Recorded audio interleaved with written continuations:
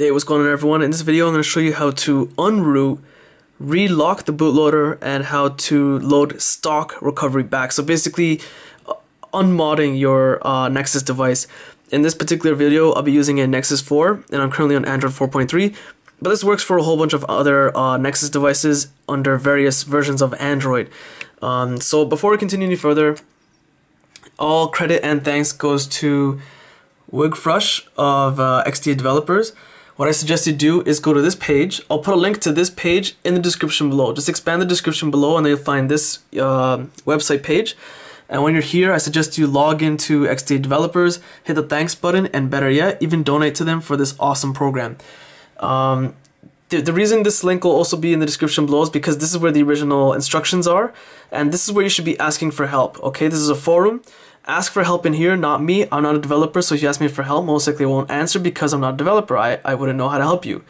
Furthermore, by following the instructions in this video, you could permanently damage your device. If that is the case, I take no responsibility, so you'll be following this video at your own risk.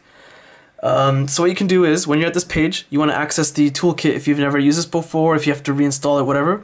You're going to scroll down just a little bit, and you're going to see their external website link, and click on that, and you should end up here. As of right now, you can see version 1.71 is available for me. It might differ if you're watching this in the near future or something. And all available and supported Nexus devices are listed here. Okay, so for me in particular, I'm using the Nexus 4 from LG.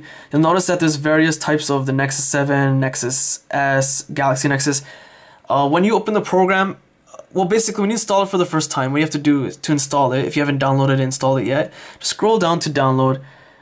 Click this, download it, install it. If for some reason this link doesn't work, just use the mirror. Okay, the mirror is like a backup link. Install it and stuff. If you're running it for the first time, you won't see this. It'll ask you which kind of device you're running. It'll give you like a list. It should look like this. Okay, so you just punch in whichever phone or tablet you're using, and then this will be selectable, and then you can select your Android version. If you want to know, it might tell you your build number. If you want to know what your build number is, how to access that, go to your tablet or phone, go to the system settings, all the way about tablet or about phone, depending on what kind of device you're using, and scroll down, and there you'll see build number. Okay, and your Android version is right here. There's build number, Android version. Okay, so you also want to get developer options up and running if you don't have it accessible in your system settings here. So in order to do that, in about phone or about tablet, you scroll all the way down and keep tapping build number until you see a countdown, and keep doing it until it says you are now a developer. I already have those options, so I'm just going to go to developer options. What you want to do is, this is how it should look when you activate it for the first time. You must have this on, and you're going to go to USB debugging, check mark it, press OK, and now your phone is pretty much ready to go. And what you're going to do is actually, before you go any further, is hook up your phone or tablet to your computer. If this is the first time you're hooking up to your computer with USB debugging mode on, and you'll get this like warning constantly every time this program is running. Sorry, not this. Every time this program is running and you have your tablet or phone connected while in USB debugging mode, just simply press OK. Alright, it allows the program to kind of communicate with your Android device. So if you're plugging in USB debugging mode for the first time, you'll get this prompt down here. And it's going to say installing drivers or something like that. It must install properly. If it doesn't, that means it won't communicate properly with this program. If that's the case, you just click full driver installation, follow these instructions, and it'll kind of help you get the drivers installed. If for some reason, if you have more than one Nexus device, you have to change it in the middle, like, or maybe you have a Nexus 4 like me, and then you have a Nexus 7 like I do, and you want to mod that tablet instead, just press change, and here you can select a different Nexus device later on. Okay, so what I want to do is unroot, load stock recovery, and go back to what's it called, relocking the bootloader. So as I mentioned, the device is in USB debugging mode, connecting to my computer, everything's ready to go, and I already know the drivers are installed and working because I have used this program to mod it in the first place. Now I'm just unmodding it, or unmodifying it rather. What I'm going to do here is click flash stock plus unroot, but I'm going to make sure my device is on and normal. I don't have any problems because the device is on and it's normal. If your device is soft bricked or it's boot looping, then you select that. But because that's not the case for me, mine is devices on normal, then I'm gonna click flash stock. Okay, so I almost forgot to mention, this warning is telling you that everything will be wiped from your device completely. So this is the point of no return. I suggest you back up your pictures, music, everything, even your apps if you have titanium backup or something, if you need to know how to use that. I show you how to back up apps if you're rooted only. You can find a link in the description below. That YouTube video, I show you how to back up your apps and stuff. But once you unroot, you can't even restore them anyway. So let's move along. We're gonna do is simply press OK. Okay, so here you want to find your device, right? It's gonna basically download the factory image. So let's go here. I'm running a Mako. Mako is the code name for the Nexus 4 phone. Okay, if you're not sure what your code name for your device is, your Nexus device, what I suggest you do is go to Google, type, say you're running a Nexus 10, you don't know what the code name for is. Go to Google and type Nexus 10 code name. I think Nexus 10 is like Manta or something like that, but for me, I know Nexus 4 is Mako. So I'm running a Nexus 4, which is Mako. I'm currently running Android 4.3, and I already know my build number is this, as I showed you guys how to find out in the system settings. Then I'm basically going to tell the program to automatically download and extract the factory image for me. So this is a point of no return. It's going to extract everything, wipe it clean, and all that good stuff. And we'll continue from there. Alright, so this downloader here did take quite a bit of time.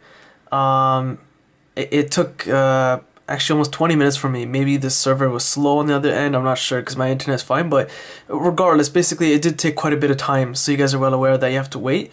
We'll continue from there though. Okay, so my device has restarted into bootloader mode, but you basically shouldn't be touching anything because, as you can see, the program is still running something in the background. So basically it's telling me that it's going to factory reset, and I'm going to lose everything, so I'm just going to simply press OK because I already know that. And then this huge window here pops up.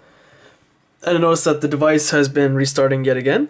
So just basically ignore that, and you're gonna wait until this is completed. Okay, so when this window popped up, it did a whole bunch of stuff in the background, and basically it took about 74 seconds to complete.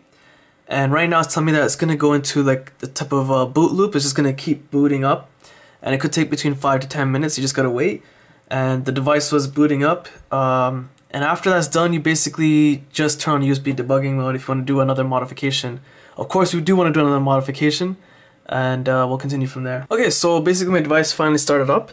I didn't even log in my Gmail or anything. I just kind of skipped all that process because we're going to relock the bootloader. I'm not sure, but I think most likely it'll still erase everything yet again. So there's no point in doing that. We'll do that at the very end. But just to show you, I have lost root access. If I go to my programs listing, I no longer have Super SU. If you watched the video in which I showed you how to modify your device with this toolkit, you'll know that I should have had Super SU here. I no longer have it. So what we're going to do now is, because I'm back, the device is fully started up and it's back to normal, I'm going to press any key to exit. And what we're going to do now is continue on. But what we want to do first is go to the system settings. You're going to have to reactivate USB debugging. My phone is still connected to the computer. I haven't unplugged it yet. Go all the way about phone or about tablet, depending on if you're using a phone or tablet. Go to the build number, keep tapping it, there's a countdown. After it's done, it says you are not a developer, press back. Go to developer options. It should be on. What you're going to do is checkmark USB debugging and press OK. And again, remember I said, as long as this, man, this is really annoying. As long as this program here is open, and every time you turn USB debugging mode on, this is going to come up, just press OK. Alright. So what I want to do now is basically relock the bootloader. So here on the main system menu of this program, you're going to select OEM lock. So it's basically telling you that it's going to, set everything back to its factory settings. So basically that means it's going to erase everything. And you should be using stock Android, which we are. And if you're not, the program says it can do it for you automatically. If you just do flash stock unroot, which we already did. We had done that earlier in the video. What I'm going to do is simply press OK to continue on. And it's going to check ADB settings, and we'll continue once it's ready. Okay, so as you can see, after waiting a little while, it restarted into bootloader mode. And as you can see, lock state, my device is now locked. So the bootloader has been relocked. And once it's done, basically you can get this window telling you that pressing OK over here will restart the device. And if the padlock is gone on your device when it's booting up, that means you have relocked your bootloader. So I'm going to press OK. The device is now rebooting. We'll see if you get the padlock. There's no padlock down here. even though I'm getting the Google logo, so that means my bootloader has been relocked. So that's basically it. We're practically done. I have unrooted, I have loaded back my custom recovery, and I have relocked the bootloader. And again, all credits and props goes to, where is it? Man, that's really annoying. To Wugfresh. Again, I suggest you donate to them for making this really awesome program. It really simplifies things. And that's pretty much it. If you found this video useful, check out my website in the description below. Hit the like button, it does help. Subscribe, and thanks for watching.